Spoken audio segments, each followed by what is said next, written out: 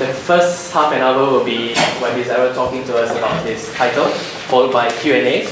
And finally, I'll pass 10 minutes or so to the Monsoons Book Club people to introduce themselves and talk about them.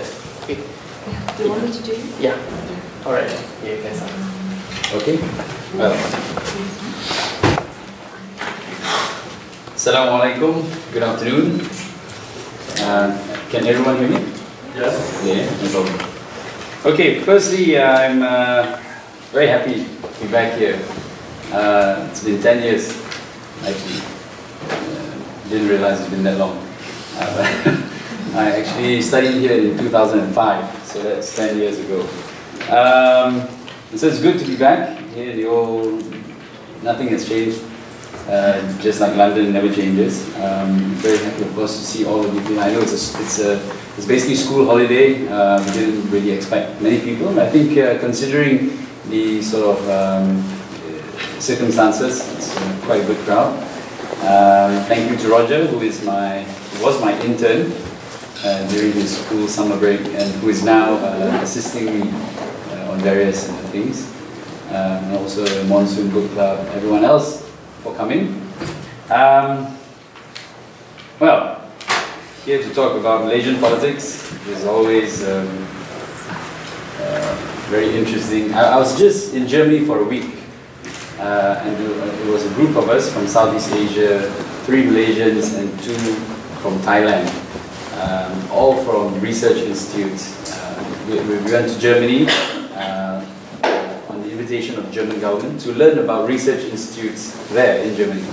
And throughout the whole trip, of course, our small group, 5 of us, we bonded and talked a lot. And on the last day of the trip, when the German moderator or facilitator asked, so what do you learn from this trip and so on, and the 2 Thai colleagues said, we learned a lot about Malaysian politics. It's so interesting. These guys, and the 3 of us said, we never learned anything about Thai politics because we only kept talking about Malaysian politics. So the Thai lady and Thai gentleman now know a lot about Rosma, know a lot about Najib, and basically everything that's happening back home. But there was also very interesting times with the Wall Street Journal report and the whole Najib scandal sort of happening during our trip. So of course it was very big news. But essentially, these are the times that we live in. I would say they are extraordinary times in Malaysia. We have a situation post G13, the 13th general election, in which we have a lot of economic pressure. I think we're seeing, of course, the ringgit, which has weakened a lot in the last year and a half. Commodity prices have gone down. Oil prices have gone down, affecting Malaysia obviously as an oil producer. We had the goods and services tax implemented in Malaysia. Although this is quite normal the government always says there's 150 or 170 countries in the world that has goods, some kind of consumption tax, but you're talking about a population that is not used to paying tax, right? Malaysians. Only 1 out of 10 Malaysian workers pay tax. So 9 out of 10 Malaysian workers are not used to paying tax, one thing. Secondly, we have very, very low income. Despite all the talk about becoming a high-income society by the year 2020, we are actually very low income. Median income in Malaysia is 1,700 ringgit a month. That's the median income. That means that at least half of all Malaysian workers earn 1,700 ringgit and below. The figure is closer to about 60%. I think it's about 62% that earns around there, less than 2,000 ringgit, which is low income. Yeah. So almost two-thirds of our workers are low income. So that's the situation we have. And when you have low-income workers, low-income Malaysians, and you add this consumption tax, suddenly you see inflation everywhere. You see things going up. Prices are increasing, but obviously wages and salaries have not. In fact, I think in the last 15 years we've experienced some sort of negative income growth rate, which means that the rate of growth of wages is lower than the rate of inflation over the last 10 years.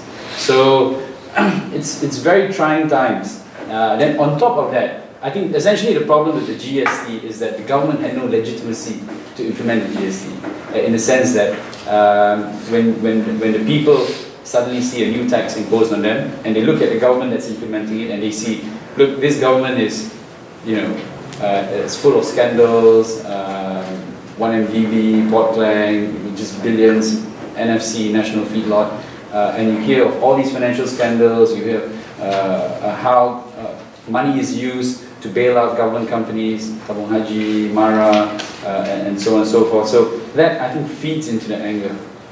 And of course, I think even more significantly, the fact that the opposition coalition managed to win 52% of the popular vote in the last general election. So I think amidst all this as well, and it's also related to this, probably some sort of corollary, we see rising conservatism, which is another problem in our society, right? We have recently the case of so many women who were not allowed to enter government departments because they were wearing shorts or skirts, and they had to put on sarongs, and this has been everywhere in the social media, and just going back a few more months, we had the I Want to Touch a Dog scandal or problem, where essentially somebody organized a program for people, for dog lovers and so on, and it caused a lot of controversy. And of course, going back even further, we've had problems with Bibles that are in the Malay language, the use of the word Allah, for example, and politically in the last 1 year and a half, the hudud issue, of course, has really taken headlines in Malaysia. So all these things point to a rising conservatism that's happening in our society at a very accelerated rate, especially in the last few years. I mean, we have seen this trend for the last 20, 30 years, but it's accelerated. And the question is why? So if you look at what's happening politically, at the political level, to the two biggest Malay parties in Malaysia, UMNO from G13 essentially saw their seats increase. Even though BN lost more seats, UMNO actually managed to increase their seats. And they increased their seats on the back of a campaign based on fear, based on insecurities. So I think in their mind, what they see is more conservatism, more extremism means more votes, right? And on the other hand, PAS lost a lot of seats. PAS was the biggest loser in terms of parliamentary seats among the three parties. They lost the most number of seats. I mean, they only have like 21 now. So they saw that they were not conservative enough. They felt that they were losing ground because, of their compromise, because they were. This is in their mind. This is how they think. Rightly or wrongly, I would disagree on the reasons why PAS lost their seats. I actually think, the fact is they lost most of the seats in Kedah, for example, where it was really just bad management, bad governance. Because the trend was PAS was increasing their seats as well in Terengganu, in Kelantan, in many other areas. It was only in Kedah where they dropped a lot. And that has nothing to do with whether they're conservative or whatever religious policies they were trying to do, but really because they were not able to manage Kedah well. And that's why we lost the state government in Kedah. But unfortunately, they didn't see it that way, and I think you ask any, or if you look at the mainstream PAS view, it is that they were not conservative enough, that's why they lost votes. So, not conservative enough, lose votes. Whereas UMNO thinks, because of their conservatism, they actually won votes. So both UMNO and PAS essentially saw that they had to assert their conservatism. They had to assert more ethno-religious nationalism. Because they both feeling under siege. UMNO, even though they increased the number of seats, BN nearly lost the election. So they felt, and really they only won because of, obviously we all know how malapportioned and gerrymandered the seats are. So I think both UMNO and PAS felt they were under siege, both felt that they were losing ground, losing influence, and so both became very defensive and both became very assertive of ethno-religious nationalism. I mean, just to expand on that, I mean, it's a trend that we've seen. Malaysia from the 50s to the 70s, we've been of course, we very ethnic-based kind of politics, so we see ethno-nationalism as basically the main sort of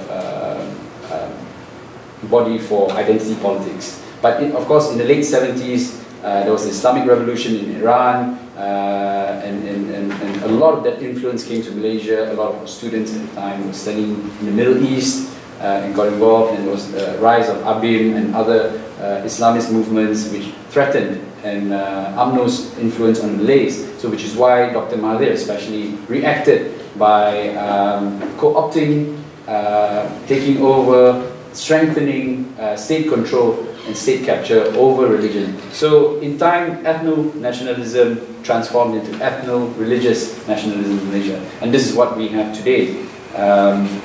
So it's essentially a result of competition for Malay votes. And between the two main UMNO and PAS, main Malay parties, which has resulted in this very, very conservative sort of outlook that we have today. So the question is, core values, where are we headed, right? Where is Malaysia headed? Right now we have political uncertainty. Najib is under tremendous pressure. Dr. Mahathir is really having a go at him.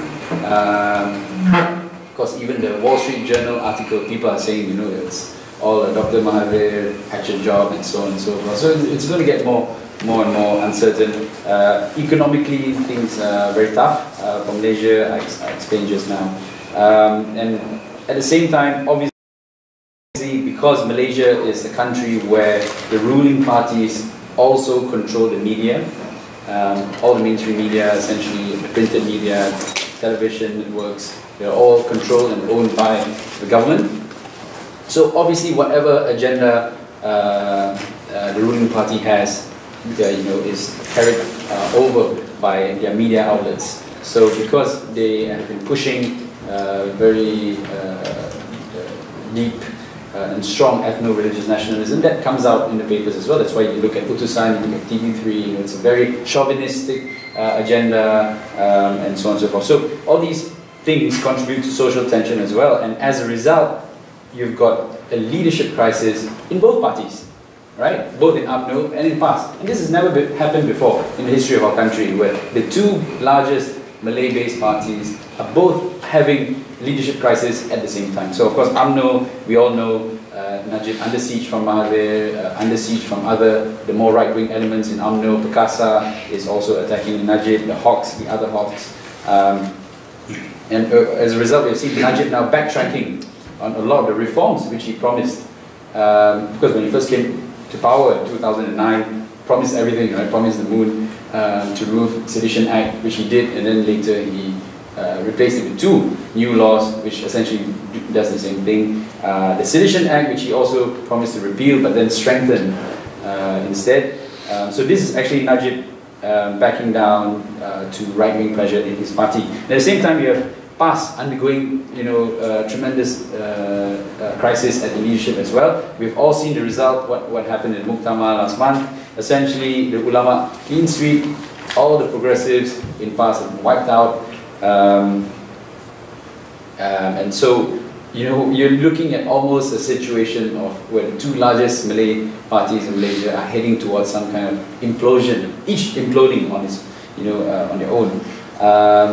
And this has resulted in the pushing out of the more progressive and centrist oriented members of both parties, not just in PAS, but a lot of more progressive and centrist leaders in UMNO as well have been pushed out, and right now find that they have no voice, that it's very hard for them to get their messages across as well, because it's all drowned out, it's all very extreme. It's only the loud ones who get hurt these days. So, but at the same time, internally it's pushing out these the faction that is more moderate, but also within their coalitions, it pushes out their coalition partners. Right? So in Pakatan Rakyat, you've seen basically the end of Pakatan Rakyat from essentially, through Hudud and many others, many other identity politic or religious-based issues in the past, kept on taking a very right-wing line, a very conservative line that essentially forced out PK and DAP,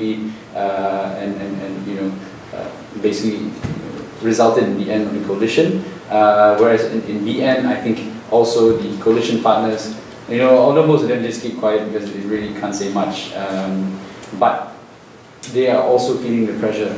You know, MCA, Gerakan, and the East Malaysian parties. You know, and we've had statements from, for example, the Chief Minister of Sarawak, who has said, you know, we reject the politics of the racial and religious politics in West Malaysia. We reject UMNO in Sarawak, for example. So,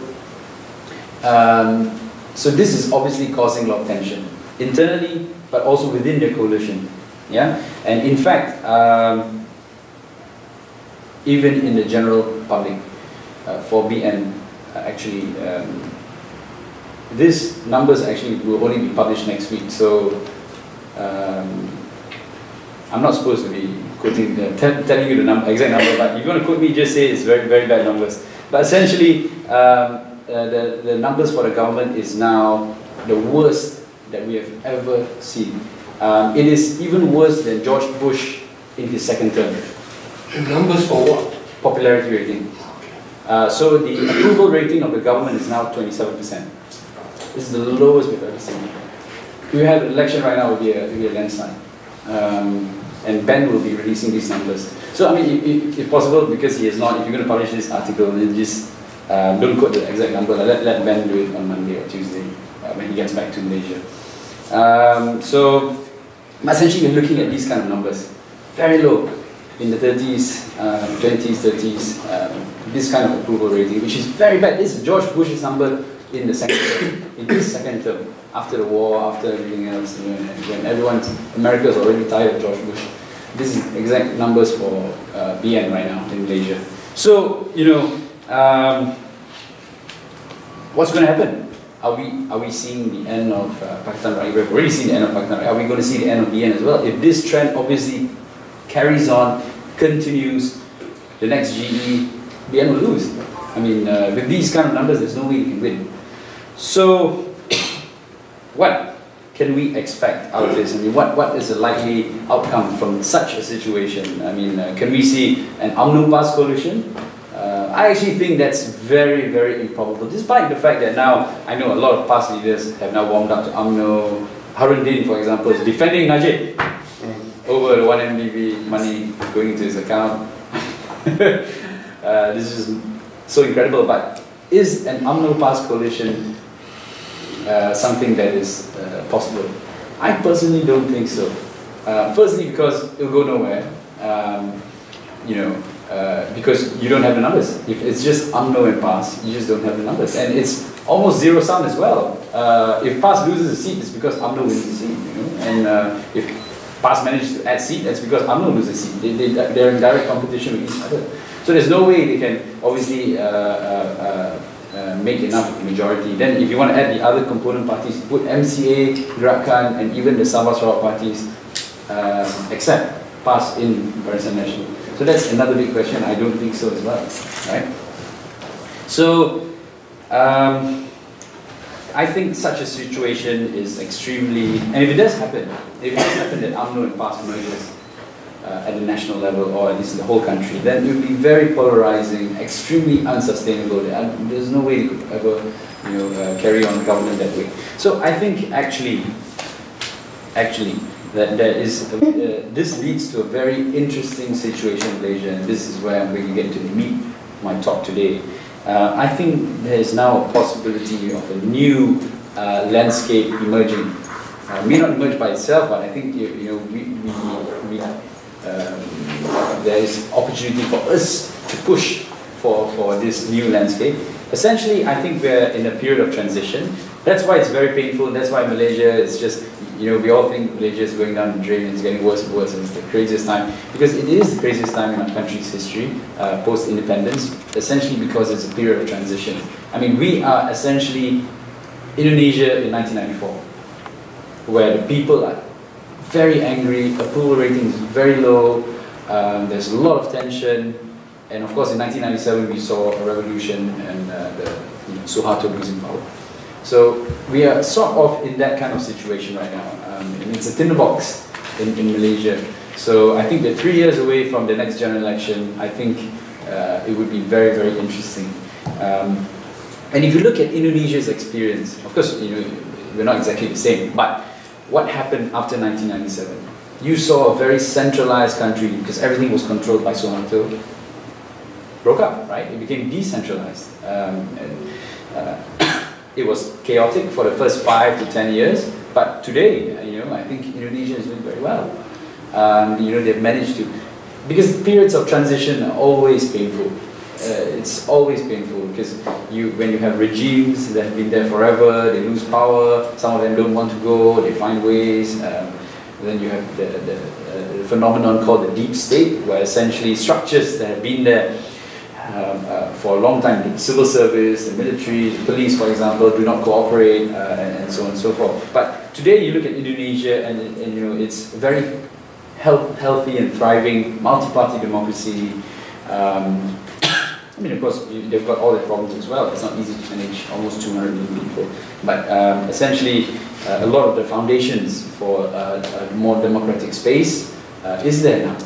And you wouldn't have thought this possible 15 years ago. So I actually see an opportunity in Malaysia to end what we have always sort of taken for granted, which is the fact that there is the idea of permanent coalitions.